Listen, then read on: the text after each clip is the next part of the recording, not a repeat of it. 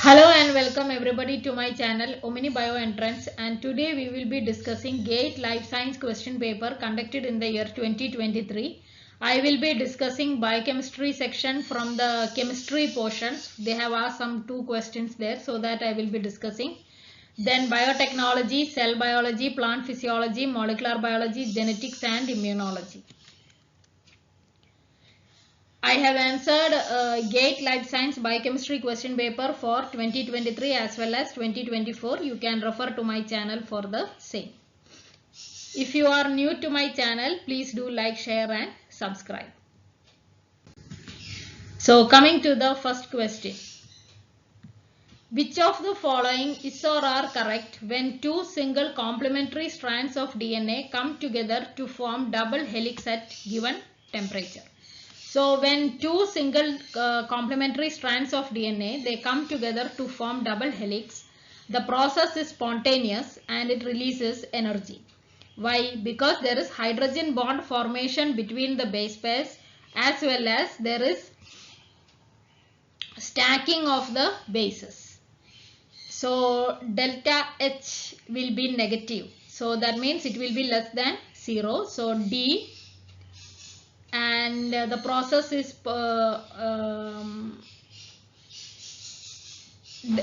delta S is 0, is less than 0 because it is negative, because here the two single strand they become more ordered, so it will result in decrease in entropy of the process. So delta S is also 0. So answer is B and D. So delta H is less than 0, delta S is also less than 0. Then next one, a mixture of 4 peptides. So they have given the peptides is loaded onto an ion exchange column at pH 7.2. If carboxymethyl cellulose is used as stationary phase of this column, then which peptide elute first? So carboxymethyl cellulose, it is a cation exchanger and it is negatively charged and it binds positively charged molecules. So here if you see the first option, they have given what does P stand for, what does Y stand for, etc. K is lysine. So there are 3 lysine residues there. So it is more positively charged. They have asked which elute first. So the one which is least positively charged, it will elute first, because it will not bind strongly to the carboxymethyl cellulose resin. Okay.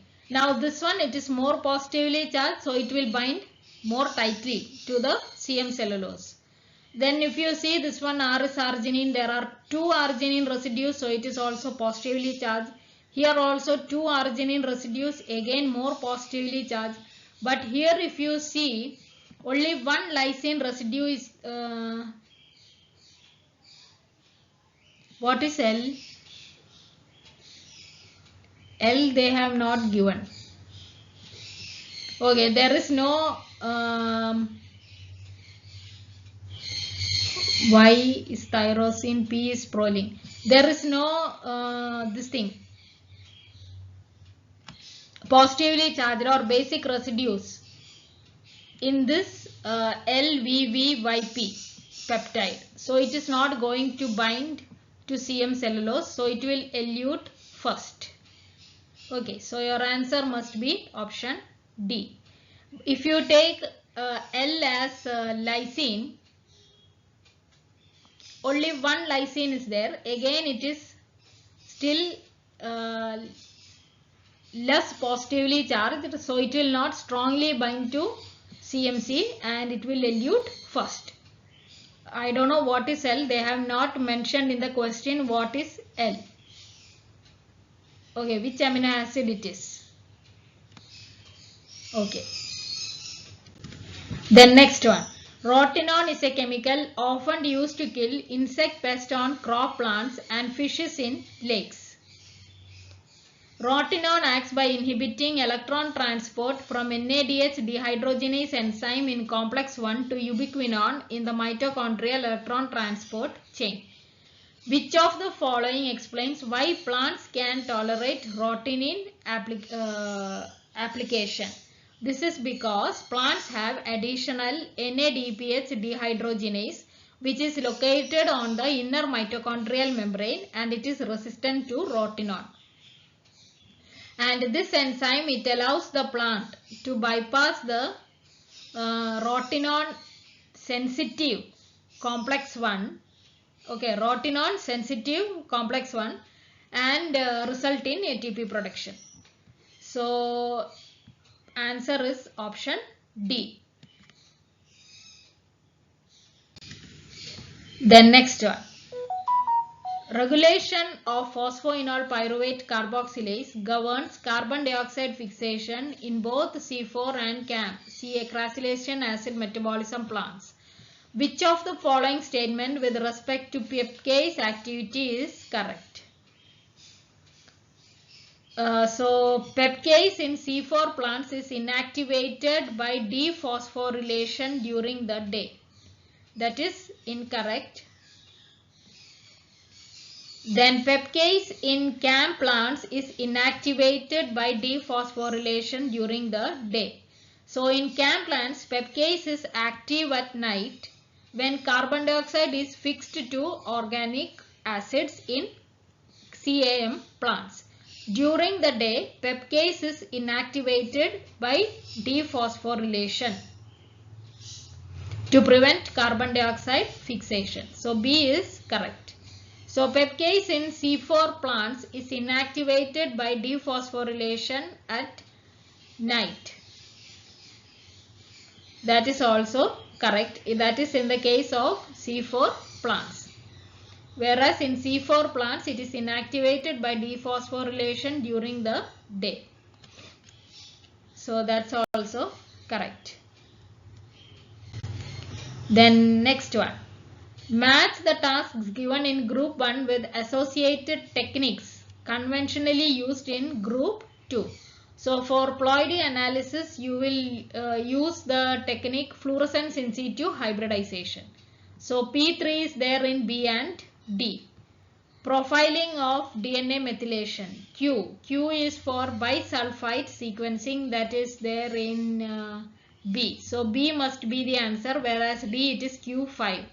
So naturally B will be your answer. Then identifying non-coding RNAs is by RNA sequencing. Identifying SNPs is exome sequencing, and satellite DNA isolation by density gradient centrifugation. So B is the answer. Then next one. A drought-tolerant rice genotype was found to be associated with a missense mutation in gene A.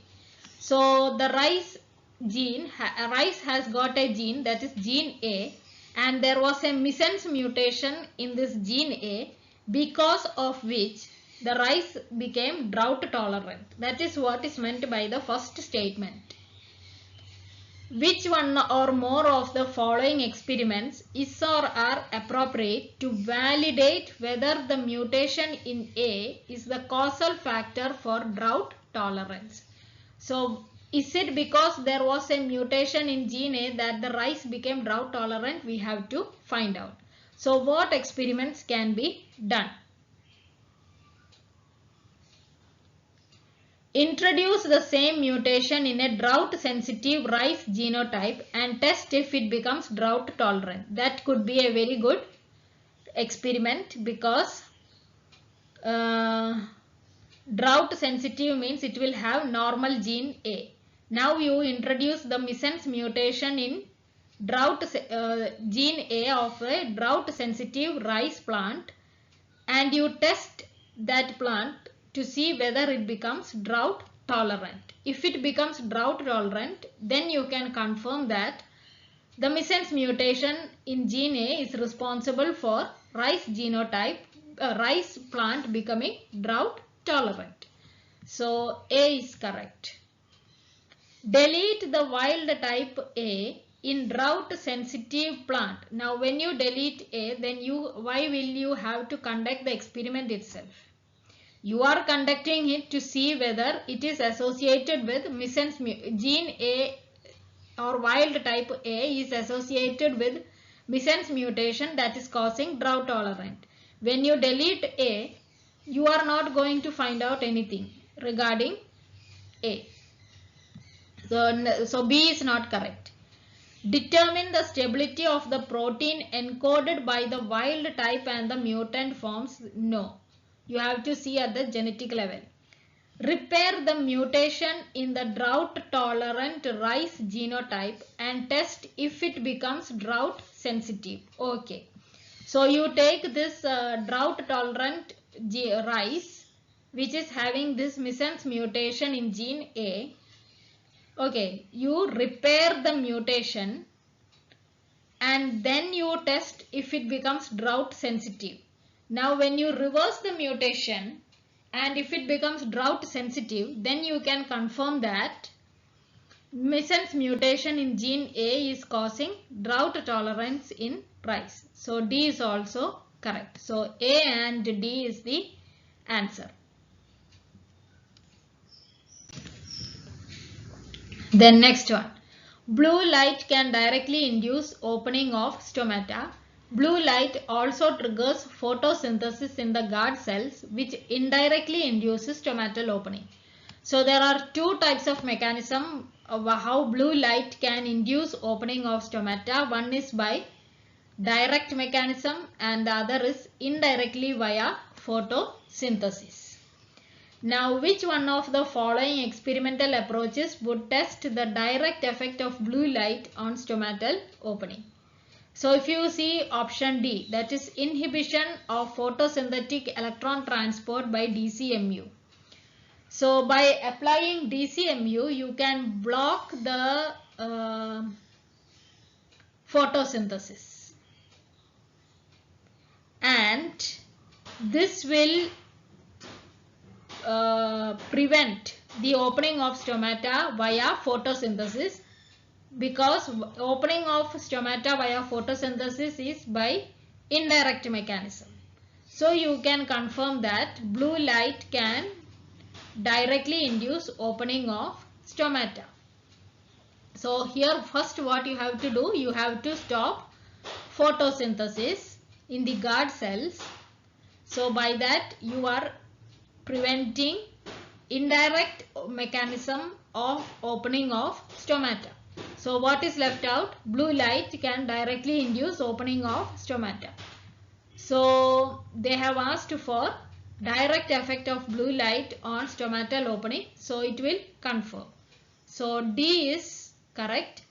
Then next will be application of high fluence rate of red light followed by low photon fluxes of blue light. So for blue light to directly open stomata, it requires only low photon fluxes. So that statement is also correct. So application of high fluence rate of red light, it is going to prevent photosynthesis. So B and D are the answer. Then in a diploid angiosperm species, flower color is regulated by the R gene. Capital R, small r genotypes produce red flowers, whereas small r produce white flowers. If two individual plants are randomly selected from a large segregating population of a genetic cross between capital R, small r parents, the probability of both the plants producing red flowers is. Now you have got a population which is having capital R, small r parents. You cross them, you will get capital R and small r. And from these capital R and small r segregating population, you have to select two plants which are producing red flowers. So the genotypic ratio is capital R, small r. So the probability of selecting plant with red flowers is 3/4. Red is 3 out of 4. 1:2:1. So 1 plus 2 is 3. So 3 out of 4 will be red plants. Probability of selecting two plants with red flowers is 3 by 4 into 3 by 4, that is 9 by 16, that is 0.56. Then next one. A cytoplasmic male sterile female plant with a restorer genotype, capital R, a small r, that is this, is crossed to a male fertile male plant with the genotype capital R, capital R. So the male plant is not having cytoplasmic male sterility, it is having the genotype capital R, which is for restorer. Now both capital R and capital R small r can restore the fertility, whereas RR cannot.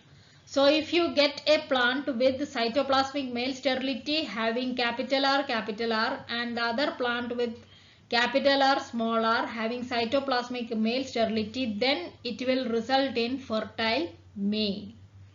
Now before that, I want to tell you that cytoplasmic male sterility is maternally inherited through cytoplasm. So whether the male cytoplasm does not have cytoplasmic male sterility, it is not going to be inherited in the offspring, because it is the egg cell that is providing the cytoplasm. And cytoplasmic male sterility is transmitted through mitochondria present in the cytoplasm. Okay, so female parent will provide cytoplasmic male sterility factor. Okay, now that's all. Now, when F1 female parent with RR genotype was test crossed to a male fertile male plant with RR genotype. Okay. Now first we will see the F1, what we are getting in the F1. What they have told, male sterile female plant. So it is having cytoplasmic male sterility with the genotype small r. And a male fertile male plant, that is capital R. Cross, you will get cytoplasmic male sterility inherited through maternally, so it will be there in the F1 genotype for all the offspring produced, because female is providing the factor. And restorer, which is provided by the nuclear genotype, it will be capital R small r. Okay, so F1 will be this. Now you cross the F1 with male fertile male plant with RR genotype. So capital R, small r. This will produce two gametes. This is small r. So these are the offsprings that are produced from crossing these gametes. So CMS RR and CMS RR have been given in the question as fertile males. So this one is fertile male and this is sterile male. So what they have asked, the percentage of the population that is male fertile would be. So this is the male fertile parent, it will be 50%. Male fertile offspring. So it will be 50%. So answer is 50.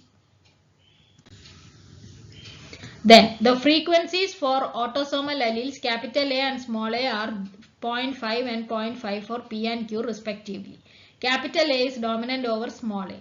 Under the assumption of random mating, the mating frequency among dominant parents. So it is Hardy-Weinberg equation. So the frequency of the dominant genotype is P square plus 2PQ. So 0.5 into 2 into 0.5 into 0.5, that will give you 0.75. Mating frequency among dominant parent will be 0.75 into 0.75, that is 0.56. Then next one. The correct sequence of metabolic intermediates in Krebs cycle. Alpha ketoglutarate, fumarate. No, it is succinate. So if you see, it is alpha ketoglutarate, succinate, fumarate and malate. So C is the answer. Catabolite repression in bacteria is regulated by the concentration of. It is also known as catabolite repression, also known as glucose effect, and it controls the expression of genes involved in the metabolism of other carbohydrates such as lactose. So when glucose is present and lactose is also present, this catabolite repression will allow the bacteria to utilize glucose as energy source and not lactose. So answer is option B. A suspension of photosynthetic green algae was illuminated in the presence of C14 carbon dioxide for few seconds. So it is radio-labeled carbon dioxide. The first metabolite in the Calvin cycle to be radio-labeled will be. So carbon dioxide is fixed into a 3-phosphoglycerate by the enzyme Rubisco. That is, you will get 2 molecules of 3-phosphoglycerate. So the answer, that is the first metabolite of the Calvin cycle. So it is C, which will be radio labeled. Then which of the following statements about primary and secondary adaptive immune responses to an antigen is or are correct? IgM antibodies appear first in response to initial exposure to antigen. That's correct. They are the cause for primary response. Majority of antibodies produced in response to second exposure of the same antigen is IgM. No, it is IgG. So B is not correct. Second exposure of the same antigen stimulate production of memory cells. Yes. Upon second exposure to the same antigen, memory cells will rapidly proliferate and they will differentiate into antibody secreting plasma cells. So C is correct. Primary antibody response have shorter lag phase. No, that is not correct. Then secondary antibody response. The secondary antibody response has shorter lag phase and produces more antibodies, okay, than the primary antibody response. So D is not correct. So A and C is the answer. The spontaneous and induced mutation in bacteria can be distinguished by fluctuation test, also called as Luria-Delbruck test, and also through replica plating. So answer is A and B.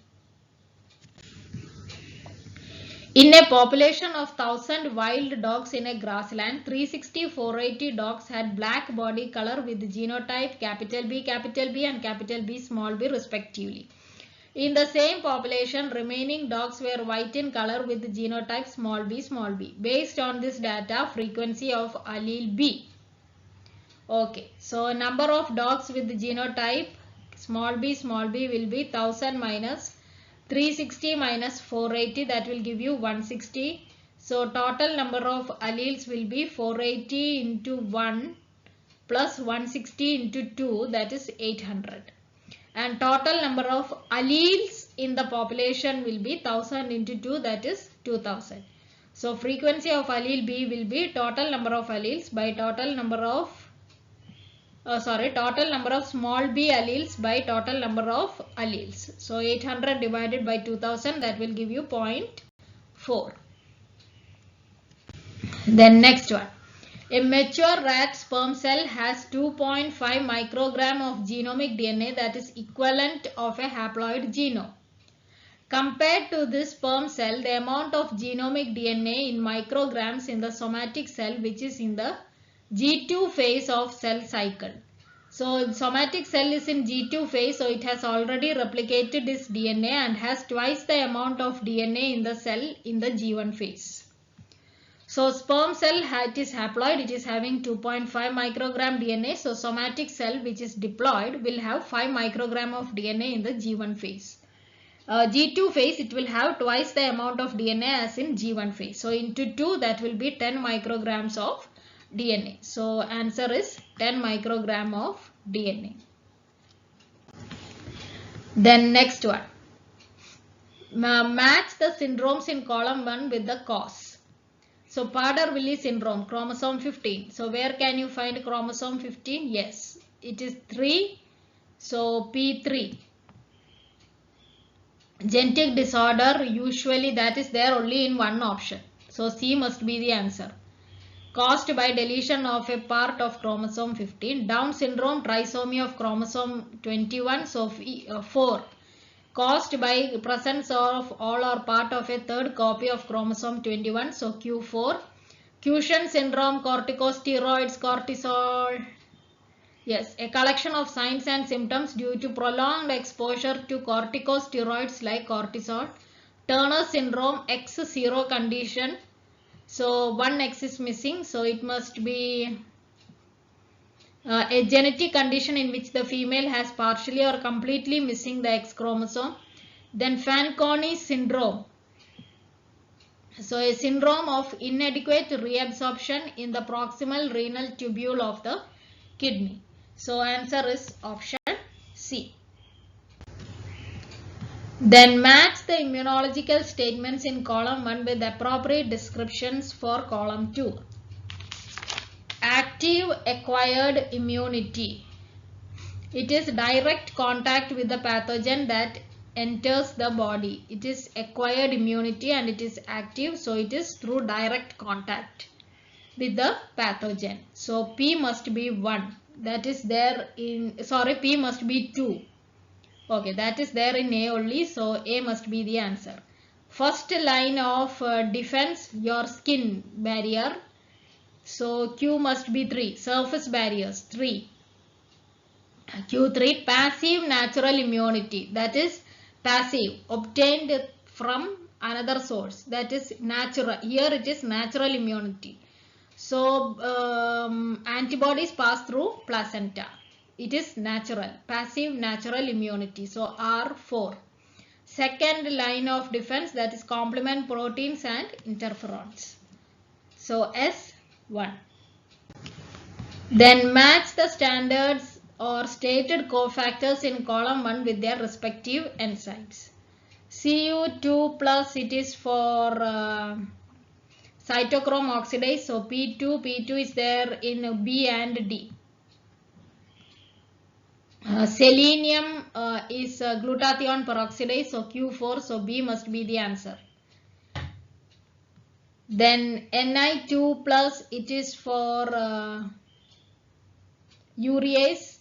K plus, it is for pyruvate kinase, and molybdenum is for nitrogenase, dinitrogenase. So that is the B is the answer. Then next one. The presence of excess glucose has been known to prevent the induction of lac operon as well as other operon controlling enzymes involved in carbohydrate metabolism in E. coli. Which of the following process defines the phenomena? This they have asked just 2-3 questions back. So catabolite repression and glucose effect. I told you, I have explained it there. Okay, so A and C is the answer. Then which of the following technique is used for determining the 3-dimensional structure of proteins? So cryo-electron microscopy, yes, it is used for 3-dimensional structure of proteins by freezing the protein. Okay, so A is there. Circular dichorism, it is used for secondary structure of protein, not 3D structure. Nuclear magnetic resonance, okay, it used magnetic field radio waves to determine 3-dimensional structure. X-ray diffraction also used to determine 3-dimensional structure of proteins. So ACD is the answer. Then among the following statements, which is true regarding the replication of DNA? Replication is bidirectional, yes, and conservative. It is semi-conservative. So A is not correct. Replication in eukaryotes take place at multiple oocytes simultaneously. Yes, because of the large size of the eukaryotic genome. So B is correct. Both strands replicate in discontinuous manner. No, the leading strand is synthesized continuously while the lagging strand is synthesized discontinuously in as short Okazaki fragments. So C is not correct. One strand replicates in continuous while the other replicates in discontinuous manner. So D is correct. So B and D are correct. Then which of the following statement is or are true for colchicine? It binds to tubulin molecule and disrupts the assembly or polymerization of the microtubule. That is correct. Thereby it will disrupt the cell division. And this happens during the mitotic metaphase, thereby preventing chromosome separation. Then it inhibits crossover, no. It inhibits chromosome condensation, no. So A, and it blocks mitotic cells in metaphase. D is the answer. Then next one. Wild type Drosophila females have 3 linked genes where crosses with triple recessive mutant males. The F1 female progenies were backcrossed with triple negative mutant males. The cross resulted in following number of progenies. The order of genes as determined from the above data was found to be ABC. Note that the order is equivalent to CBA and the order outside the markers are arbitrary. The recombination map distance between A to C is. So here this is the